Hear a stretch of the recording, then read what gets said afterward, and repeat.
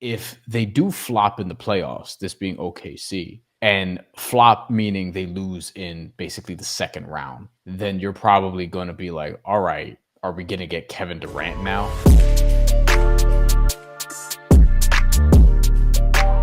God, the Lakers are lucky. They always find their next guy. Right? Like it's a couple things. I think that, and I think the other thing I think about the Lakers season when you look at it, I still have questions about this team's defense. I think they played good defense for a good 3-week stretch. I'm not sure they're as high. Their ceiling is literally that defensively. I'll tell you what I do take out of the season with the Lakers. They got lucky as hell to get Luka Doncic. But I will say, I do think JJ Redick's a good coach, man. I think JJ Redick knows what he's doing. I think he's gotten the most out of some of these role players. I think you've seen an elevation in Austin Reeves' game. Austin Reeves has also benefited from playing alongside Luka Doncic. I think LeBron James deserves a lot of credit here for being understanding where he is in the time of his career, sort of ceding some of those on-ball responsibilities to Luka Doncic. I think he wanted to do that. I think he wanted to do that also. I think he did. I just think he needed a partner that he could trust. Yes. Right? Yes. And he got this in Luka Doncic. He's like, oh, game recognized game. I kind of see you here. And I trust you to do this because you're an elitist passer as I am. And I think this is going to help LeBron specifically at the end of his career. I think this is as fresh as he's looked at the end of the season, probably in the last 2 to 3 years. Ricky Beer says the Lakers have a puncher's chance now. I mean, yeah, I agree. But I think if you would have never thought that pre-trade, I think they do. I still have some concerns about their defense. And I know people will get onto the, like, I do too. They beat down OKC the other day. I thought they shot lights out in that game. I don't know how much of that was, you're going to get some games like that where you just shoot lights out in the NBA. But the Lakers, sure, interesting. You got Luka and LeBron. You can get a little Luka magic through the playoffs. It's not that bad. Can I just say that, and I wanted to bring this up, the game against the Lakers, or the game between the Lakers and the Thunder. The one that they won in particular. I did have a thought like, all right, I don't think they're winning that series against OKC because I think OKC is too good, too deep, yada, yada, yada. Defensively, I think with Chet Holmgren and Isaiah Hartenstein, like, you'll be able to figure things out. But we have had this concern about OKC and their shooting in terms of the consistent shooting. Like, we've seen them just sort of not be able to hit enough shots against Dallas in that series last year. And then the NBA Cup to another extent against Milwaukee. It's another big spot. And this is sort of one of the things that people around the NBA that I've spoken to, and I'm sure that you've spoken to, that they're concerned about, or they're watching the closest in the playoffs, is how I should word it, is the secondary offense, meaning Jalen Williams and Chet Holmgren, mostly Jalen Williams, because I think if they do flop in the playoffs, this being OKC, and flop meaning they lose in basically the second round and they're not hitting enough shots, that being the reason why, like, the offense is just not there besides Shai Gilgeous-Alexander, then you're probably going to be like, all right, are we going to get Kevin Durant now? Are we going to have to look around at this point with all this draft capital and try to use, like, the flexibility that they have from a contractual team building standpoint to go out and get somebody? So I wonder, it made me wonder that, because I do think the Lakers shooting and creativity could pose a problem. The thing is, it'll be hard to sustain, but, like, if they're just able to hit shots, like, if in that series, if they play each other, let's just say we get Lakers Thunder in the Western Conference Finals, which, could happen. What if the Lakers just shoot 38% from three that series and Oklahoma City is at like 29%? Like, that's not something that's that crazy. The rebounding numbers are not going to favor the Lakers, I don't think. But the three-point shooting, like, we saw this with Knicks Celtics yesterday, where the Knicks got 14 more rebounds or whatever it was, and they were killing Boston on the offensive glass, but Boston ended up making 15 of their last 25 threes.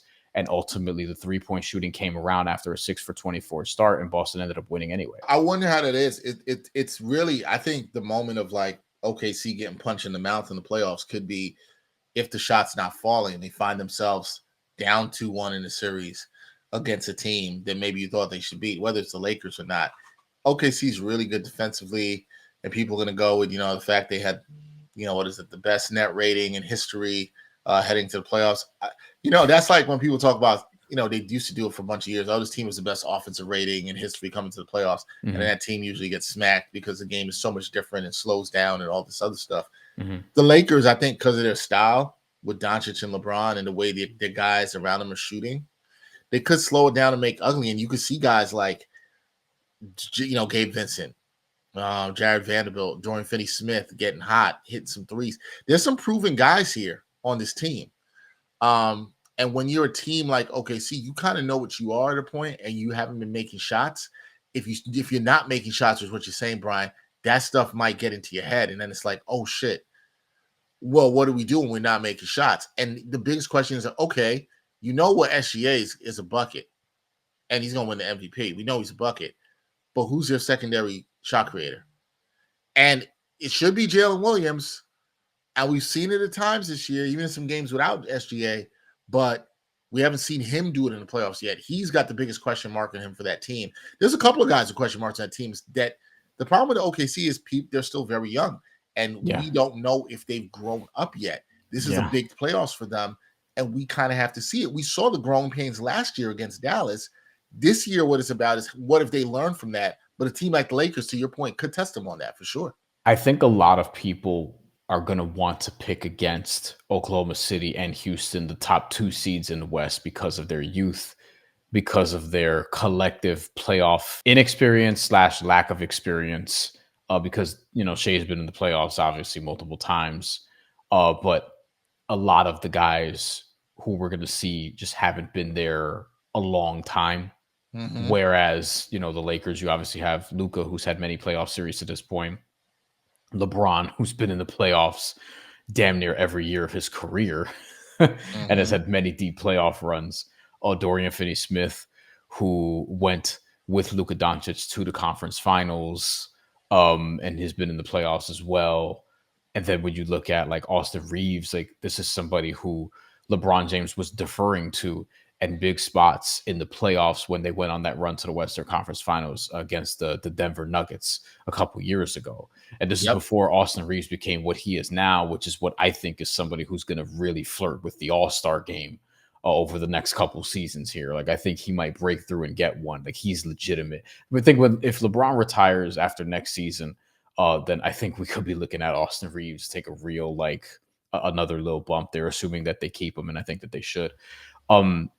It's going to all come down to matchups for me in the Western Conference, and it's just too early to tell. Like, we know Oklahoma City's first. We know Houston is second.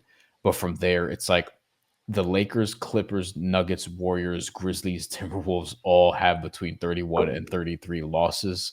Mm-hmm. And I don't know. Like, with Denver, there's a lot of uncertainty now because that team just looks like a team that's ready to lose in the first round. Which is going to suck for the Nikola Jokic discourse as somebody who thinks the world of him. But a lot of people are going to try to use this as an opportunity to shit on him if they lose early in the playoffs. Golden State looks stupid. But yeah, okay. I agree. Golden State looks really interesting now with Jimmy Butler. I have questions about their size too, in a way that I have questions about the Lakers' size, but I feel better about them defensively because of Draymond Green and Jimmy Butler. With Memphis, I don't see it this year. They're the team out of this group I don't trust. They're the team from 3 to 8. I don't trust right now. There's just too much going on. I think their firing of their coach, there's more going on there that makes me concerned in Denver. Denver, I think that stuff was at the top. I'm not sure that stuff is in the team. And there's a way where I could see Denver uniting through this in a way I don't see Memphis doing.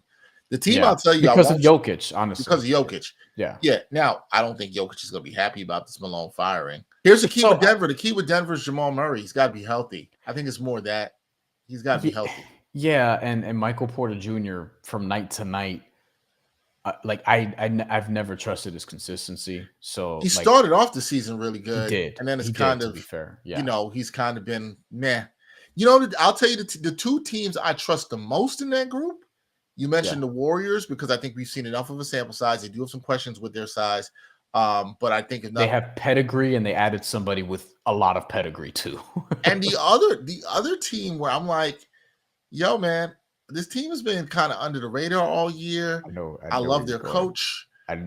It's the Clippers. It's health. It's the Clippers. Yeah. And when do you ever say you believe in the Clippers? I'm so scared to. I'm still scared to because of James Harden. But I like the makeup of their team. I think Zubac should be getting more the nods for most improved player. Sure. I think Awesome. he's been tremendous. Harden's been really good this season. Kawhi started looking more like himself. They're a top 5 defense. They can defend. Norman Powell, when he plays, Yep, could have been an all-star this year. They're primed to me to be a team that could get, like, you playing me, you're like, man, that's a problem. Like, they could be a problem for OKC. People ain't talking enough about that. Defensively, yes.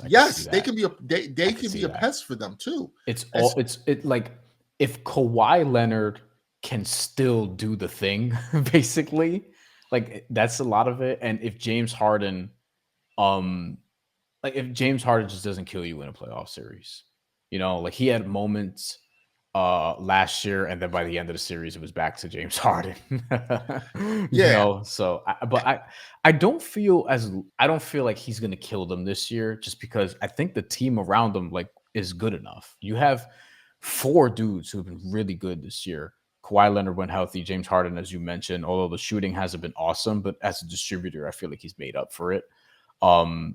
Zubats, who, I mean, he's had a really like awesome season, and Norman Powell when he's healthy, you know. And then they made the sneaky ad for like Bogdanovich, who's really Chris Dunn's been good for them. He's turned the season around. Chris Dunn, like they have a defensive identity that I can get behind, and I like Tyronn Lue. You know, I like Ty Lue as a coach. I like him I think he's one of the best coaches here for sure. Yeah, I think they've been under the radar. I think my worries in that group is definitely Grizzlies 1, Denver 2, because I think it's legit concern. I think Denver has a better chance of turning it around and putting it together than the Grizzlies. The Grizzlies, something's off with the Grizzlies, man. Yeah, and I don't like it. Something's off with them. I know they're in the 7th spot right now. They would host Minnesota in the first round of the game. I don't trust them in that. Minnesota's been playing better. I would pick Minnesota in that one. Yeah, the collapse against Milwaukee aside, because that was inexcusable. As somebody who had Minnesota minus 3.5, I was pretty annoyed that they squandered that in the fourth quarter after having not even a double-digit lead, like a 20 point lead or whatever. Look, this is what I'll say. I know we got to wrap. Yeah. You look at this from 3. Lakers now to 7. 8 with Minnesota. 8 with Minnesota, but from 3 to 7, it's a game and a half separating these teams, guys. 2.5 if you go down to 8. For people who are anti the play-in tournament, this is why I love the play-in tournament. Yeah, I agree. I like having stakes at the end of the season. I like playing for something. I like that all 8 spots are not just guaranteed, because it's funny, because even if there was no play-in tournament, the races for 7-8 would still be fascinating, and really 3 to it would still be fascinating. I think the play-in tournament makes it better, though. But it makes it better because there's more stakes. You want that top 6. You don't want to have to be playing games next week. I like there's an advantage for the teams that this top 6 teams get to rest and not have to play any games for 5 to 6 days. I think that's good.